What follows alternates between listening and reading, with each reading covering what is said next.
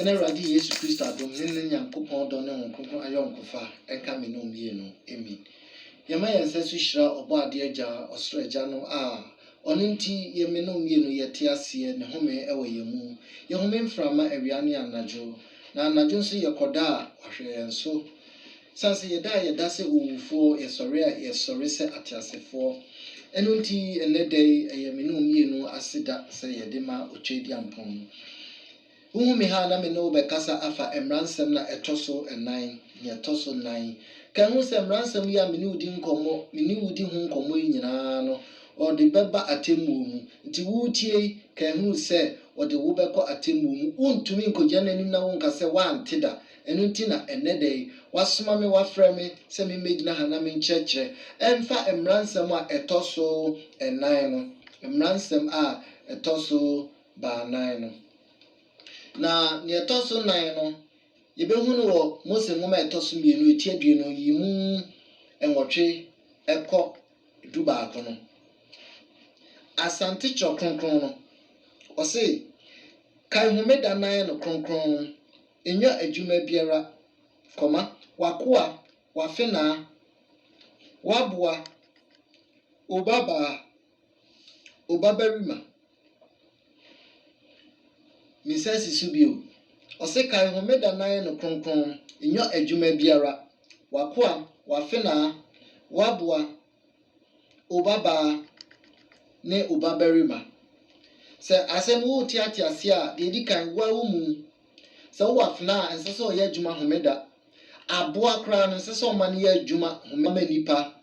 aponko ye adwuma ma nipa aboa nso onye na home se ne nipa agi na home akwa garden boy ese ono so gi na home afna aduane kra nse se mudi wi a o ka chi afna ne se o mefa no nko uhuru ana se akwa ne se o ayi no inhwe no on fe nsuo engugu so on water flowers no o se wo gi na home damu ni nyina ti na che se sa edamu ya ye da kronkron ya o se ye homeda no asori na obekombe nyame adwuma nko a ekomodemu a aduane a mbedi ebe fruit ana salad na obi anko uhuru nchansi mu na emu echose mudi aduane a eye nsu aduane ana se mfanse fufuo ene benkunum saa no nkwan aduane na ase mu wie na echose ya uhuru nchansi mu a uhuru mu that bre no saa da no sanse ose akwanye na home nti mu didi wie a sakwa ka mo ho a na etie bia ono na ese oyiko uhuru mu na ose gina onye na home ose enye dwuma biara tie ni ye pa se bible ka se biara na chese pin kra no se wo de pamade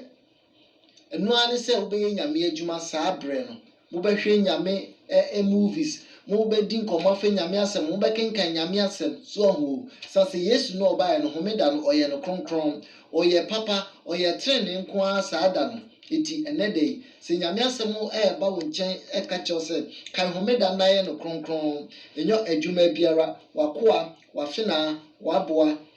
obaba na obabarima na ewo se wotete ase na woni bibi enembrem ni nipa bi ayo mo ho nyansafo enu nti ne oka ne se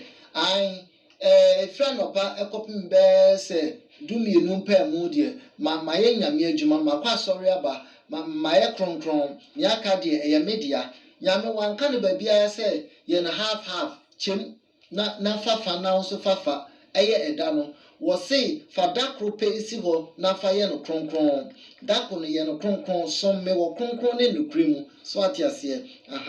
enu nti no hweyie we no odibebu aten me na me ka kire waka so odibebu aten ti wa anye dai kronkron a chese wo mu onyankopon na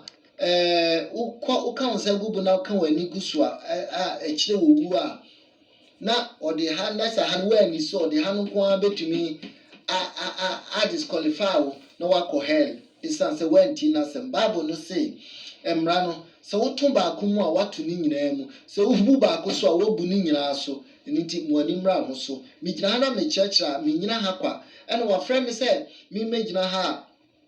na ewo senti binti enu nti na me gina ha me churchre se ne nka me so no dwumadie bidi ne nka me so metima akọ dipa opa na manya sika anase metima akọ ye dwuma bi so na so so ahyeda ayi me sɛ memmegyina ha na menkyerɛkyerɛ ɛmfa homeda ho a na tie na yɔ. Hallelujah. Yo yɛdi kan ɔsɛ sɛ yɛ nkyerɛkyerɛ ɛnyɛ preaching mekyerɛ mu ne yɛbɛkasa fa ho na ne yɛbɛdidi mu adesua no baabi egyina ɛno nti na mma mekasa yɛ ansa no na asɛmbisa yɛdi kan ebia wɔ asɛmbisa no sɛ dabɛn ho asɛm na wɔɔkan Deuteronomy chapter 5 verse 12 ɛhɔ betumi aboa wo dabɛn ho asɛm na wɔɔkan aha ho nkronkron de ama me a megyina ha yi sɛ me Minister Frank wɔse ɔkasa fa homedadie ho sɛ menyɛ kronkron na ɛnsɛ sɛ meyɛ adwuma biara homeda no yɛ memeneda homeda no yɛ deɛ da memeneda ade nti na yɛ memeneda ɛkwan bɛn so Bible mu ɛhe na wɔatwerɛ those wanhwɛ ni a wɔka sɛ no sɛ Bible de ɔse memfa da kopɛ ɛnsi hɔ ɛma Awurade na ade na wotu din sɛ memenda na memfa nsi hɔ abrɛ nso kwasiada Kristofoɔ nyinaa gyina kwasiada so sɛ wokɔ Jewfoɔ calendar ne so a kwasiada yɛ da a ɛdi kan wɔ naawɔtwe no memenda yɛ da a ɛtwa toɔ ɛti na Yesu anaasɛ nipa na ɔtwerɛ Exodus chapter 20 verse 1 going no na ɔkasa ana Yesu ɛtwerɛ ɛde maa no na ɔkasa ɛfa memendadie ho because ɔmo deɛ na ɔmo te aseɛ ɛnɛ mmerɛ mu nipa ɔnsɛ meka kyerɛw saa nsɛm yɛ yɛtie ɛnyini paa ɛnyini yie metuma ka kyerɛw sɛ ɛnyini more than 6,000 years asɛm na ɛda hɔ no ɔsɛ Nyankopɔn nso aka sɛ mɛyɛ sesa no menyi bi mfirim though asɛm no deɛ ɛyɛ nokorɛ Nyame se baako kura ni hɔ ɛyɛ akɔhwii baako kura ni hɔ nso a ɛyɛ atorɔ ne nyinaa yɛ nokorɛ